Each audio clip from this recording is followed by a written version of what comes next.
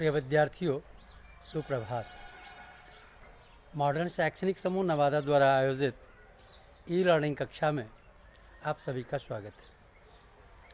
मैं प्रवीण कुमार पंकज, संस्कृत शिक्षक, modern international school Hisua, आज संस्कृत पाठ्यक्रमानुसार पाठ एकादश की चर्चा के लिए इस वीडियो के माध्यम से आपके समक्ष प्रस्तुत हूँ।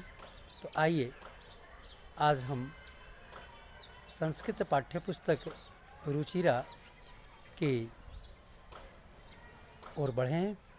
उसके पाठ एकादश का वाचन और अर्थानुवाद मैं साथ साथ करता चला जाऊंगा। आप सभी ध्यान देकर इसे देखें और सुने। तदुपरांत आगे की चर्चा होगी। आइए हम पाठ की ओर बढ़ते हैं। विद्यार्थियों, तो पाठ के शेषांश के लिए हम पुनः बढ़ते हैं एकादशा पाठ के शेषांश की ओर। पिछले वीडियो में हम लोगों ने इस पंक्ति तक पढ़ा था। अब आगे की ओर बढ़ते हैं। सामाजिक कुरीतीनां सावित्री मुखरम विरोधम अकरोत्।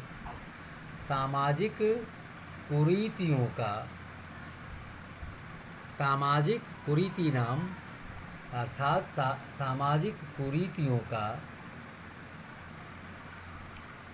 सावित्री ने मुखर विरोध किया, अर्थात तेज काफ़ी विरोध किया। विद्वानां शिरोमुंडनस्य निराकरणाय सा साक्षात नापितैः मिलिता। विधवाओं के सिर मुंडन अर्थात उनके माथे का बाल कटवाने की जो परंपरा थी उस समय, उसे दूर करने के लिए वे स्वयं सीधा सीधी नाई से मिली। फलतः केचन नापिताः अस्यांग रूढ़ौ सहभागिताम अत्यजन।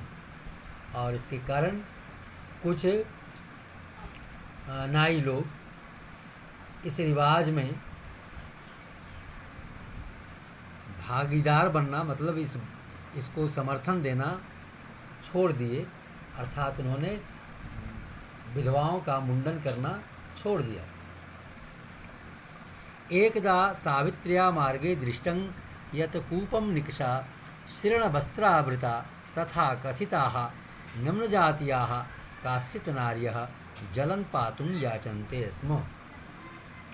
एक बार सावित्री ने रास्ते में देखा कि कुएं के निकट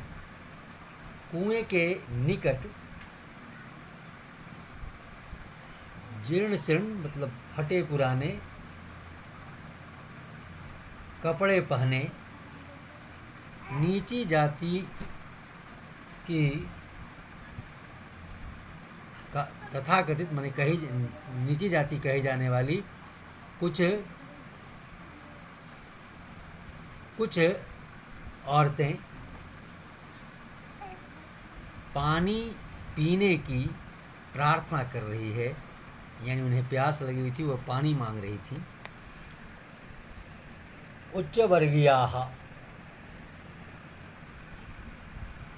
उच्चवर्गीयाः उपहासं कुर्वन्तः कूपात् जलोद्धरणम् अवारयन्।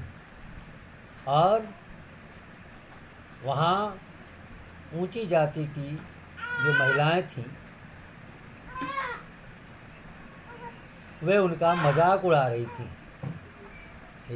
अर्थात उस समय जाति प्रथा काफ़ी सीमा पर थी, चरम पर थी।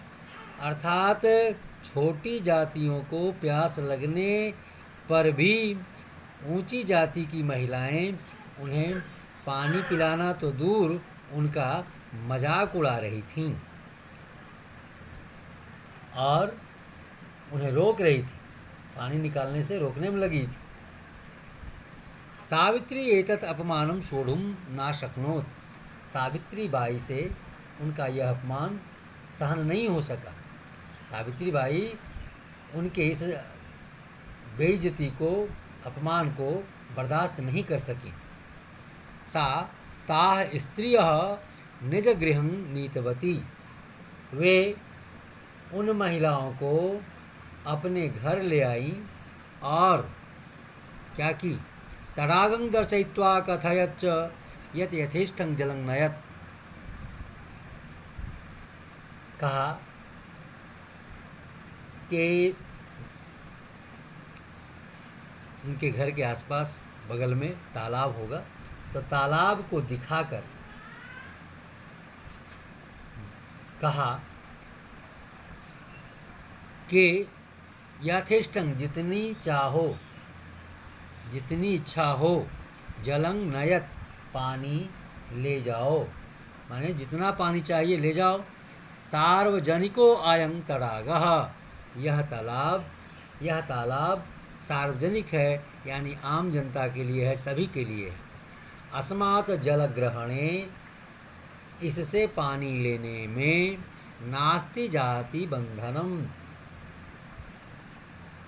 अर्थात इस तालाब से पानी लेने में कोई जाति का बंधन नहीं है। तया मनुष्याणां समानतायाः स्वतंत्रतायाश्च पक्षः सर्वदा सर्वथा समर्थितः। अर्थात उनके द्वारा, तया मतलब उनसे, उनके द्वारा मनुष्यों की समानता और स्वतंत्रता के पक्ष में हमेशा सदा ही सभी प्रकार से समर्थन मिला या उन्होंने समर्थन किया। महिला सेवा मंडल, शिशु हत्या प्रतिबंधक गृह इत्यादीनां संस्थानां स्थापनायां फूले दंपत्योः अवदानं महत्वपूर्णम्। महिला सेवा मंडल, शिशु हत्या प्रतिबंधक गृह आदि जो संस्थाएं थीं, उनकी स्थापना में, मतलब ये संस्थाएं पहले से नहीं थीं, इन संस्थाओं की स्थापना में सावित्रीबाई फूले और उनके पति ज्योतिबा फूले दोनों का महत्वपूर्ण योगदान रहा। सत्यशोधक मंडलस्य गतिविधिषु अपि सावित्री अतीव सक्रिया आसीत्। अर्थात सत्यशोधक मंडल की जो क्रियाकलाप थे, गतिविधियां थीं, उनमें भी सावित्री जोर शोर से सक्रिय थीं। अस्य मंडलस्य उद्देश्यम आसीत्, इस मंडल का उद्देश्य था कि उत्पीड़ितानां समुदायानां स्वाधिकारान् प्रति जागरणम् इति। मतलब इस मंडल का, किस मंडल का, महिला सेवा मंडल का की स्थापना का उद्देश्य क्या था कि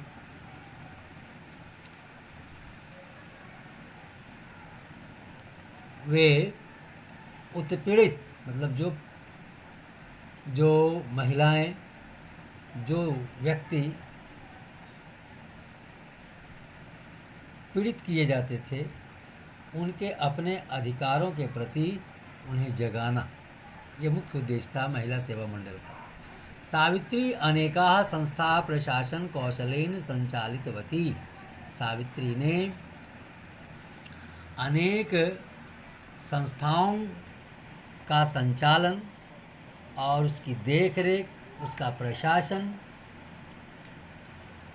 बड़ी सुगमता से, बड़ी कुशलता से संचालित की। दुर्भिक्ष काले प्लेग काले च सा पीड़ित जनानां अश्रांतम अविरतम च सेवाम अकरोत्।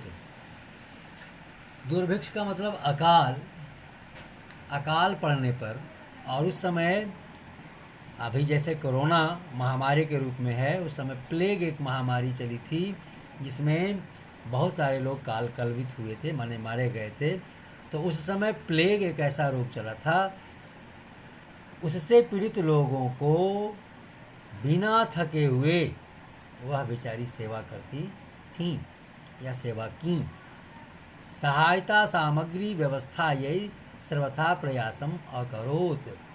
उन पीड़ित लोगों की सहायता के लिए जो सामान थे, सामग्री थी, उसकी व्यवस्था के लिए उन्होंने यथासंभव जो संभव था सभी तरह के प्रयास उन्होंने किए।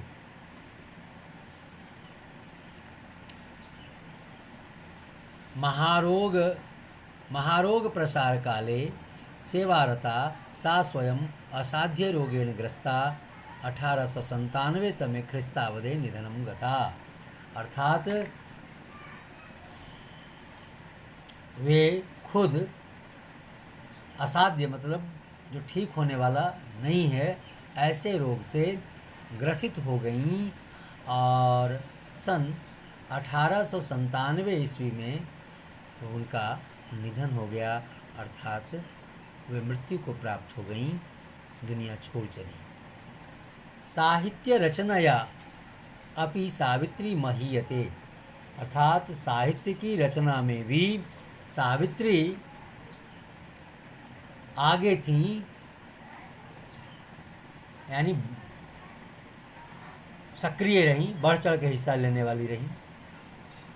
तस्या काव्य संकलन द्वयम। अर्थात उनके 2 काव्य संकलन हैं। कौन कौन? काव्य फूले सुबोध रत्नाकर चेती। अर्थात उनके 2 काव्य संकलन हैं, काव्य फूले और सुबोध रत्नाकर।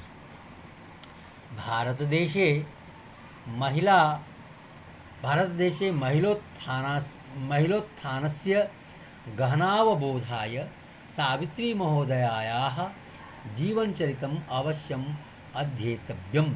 अर्थात अपने देश भारत में महिलाओं के विकास को गहराई से समझने के लिए सावित्री महोदया ने जो किया, अर्थात अपने जीवन में उन्होंने जो कुछ किया, उनका जीवन चरित्र अवश्य ही पढ़ना चाहिए। आज पुनः वीडियो कुछ लंबा हो गया है, अब इसके प्रश्नोत्तर अगले दिन आपके पास मैं भेजूंगा। तब तक धन्यवाद। मन लगाकर पढ़िए, इसके शब्दार्थों को आप याद कीजिए। धन्यवाद।